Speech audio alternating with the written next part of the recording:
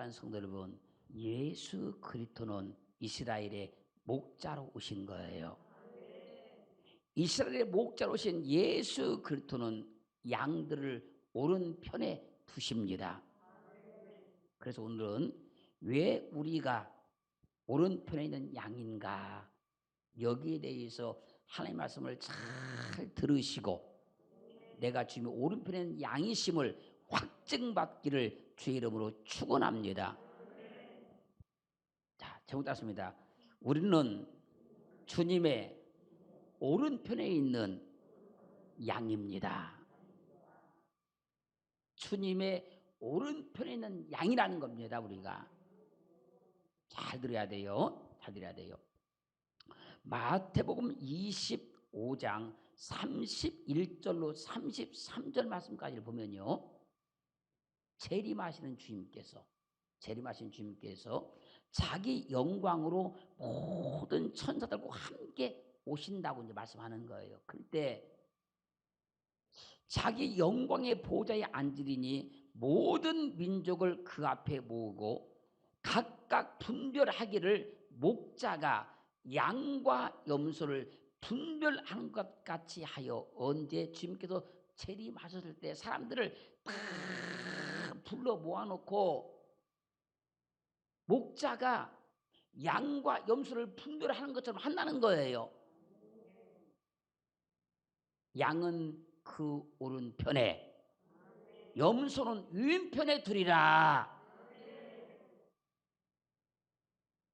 주님께서 이 땅에 재림하셔서 세상의 모든 사람들을 다 불러 모은다는 거예요.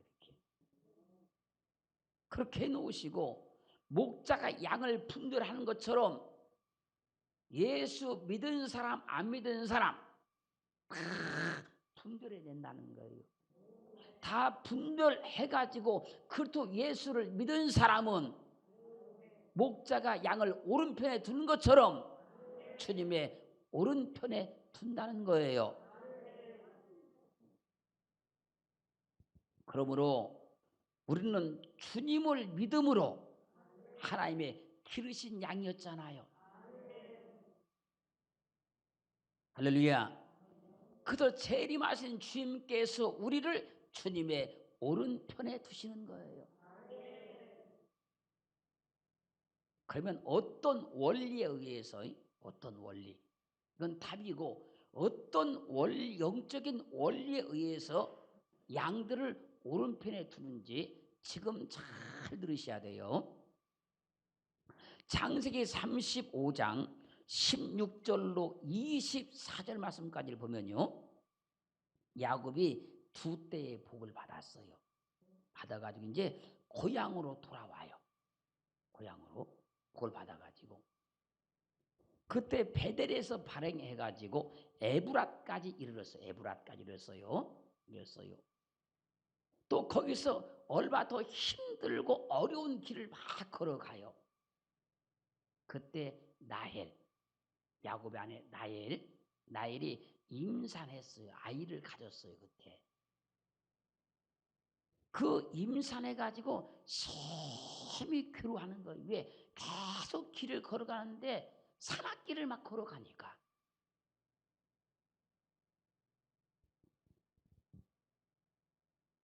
심히 괴로워 고통스러워해요. 그가 난산할 즈음에 산파가 나에게 말하는 거예요. 두려워 말라.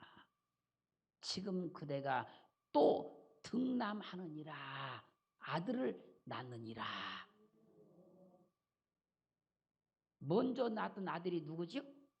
요셉이잖아요. 지금 또 등남하느니라. 그가 지금 난산이니까 힘을 쓰고 막 애를 쓰는 거예요. 죽기에 이르러 죽을 힘을 막 다해서 아이를 지금 낳는 거예요. 그러면서 숨이 떨어지는 그 순간에 아이가 응애 하고 나왔어요. 그때 그가 그 아이의 이름을 베논이라.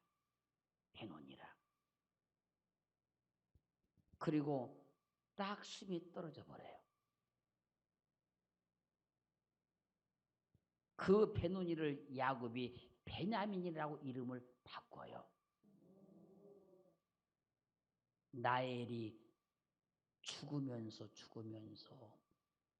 낳은 아들이 누구라고요? 베냐민이요. 거기서 라헬이 죽자 에브랏 곧 베들레헴 길에 그를 장사 지내요. 베들레헴에 장사를 지내요. 그리고 야곱이 거기다가 묘비를 세웠어요. 묘비를. 그래서 지금도 그 묘비를 라헬의 묘다 그런 거예요. 지금 잘 들으셔야 돼요. 라헬 이 말의 뜻은요, 라헬 그런 말이에요. 근데 이 말의 뜻을 번역하면 암양이라. 암양. 무슨 양? 암양이라 그래요. 베냐민은 암양이 죽으면서 낳은 아들이에요. 이 베냐민이라는 이름의 뜻, 이 말 뜻은요, 벤 그러면 아들이잖아. 아들. 벤 그 말은 아들이잖아요. 야민 그 말은 오른손 그런 말이에요. 그 베냐민은 암양이 낳은 오른손의 아들이에요. 암양이 낳은 오른손의 아들. 그러므로 암양인 라헬이 죽으면서 베냐민을 낳았으니까 베냐민은 양이란 얘기잖아요. 해석을 하면 베냐민은 암양인 라헬이 죽으면서 낳은 양이니까 오른손의 양이잖아요. 그래서 암양이 낳은 양은 오른편에 두는 거예요. 주님께서 재림하실 때 환경을 말씀하시면서 세상에 많은 사람들을 불러 모아놓고 목자가 양과 염소를 분별하는 것처럼 분별해서 양은 오른편에 둔다 그랬잖아요. 지금 베냐민을 낳았던 라헬이 암양이라는 이름의 뜻이고 베냐민은 오른손의 아들이니까 어떻게 해요? 죽으면서. 할렐루야. 지금 잘 들으셔야 돼요. 요한복음 1장 29절 말씀에서 이튿날 요한이 예수께서 자기에게 나오심을 보고 가로되 보라 세상 죄를 지고 간 하나님의 어린 양이로다.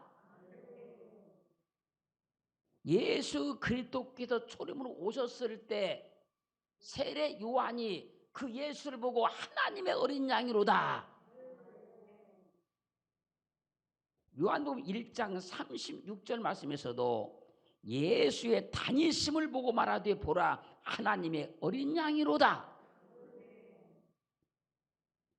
하나님의 본체로 계시다가 성령으로 잉태하셔서 육신을 입으시고 오신 예수 그리스도를 향해서 하나님의 어린 양이라고 외치는 거예요. 그 하나님의 어린 양 오신 그 예수 그리스도께서 십자가에 못 박혀 죽으셔서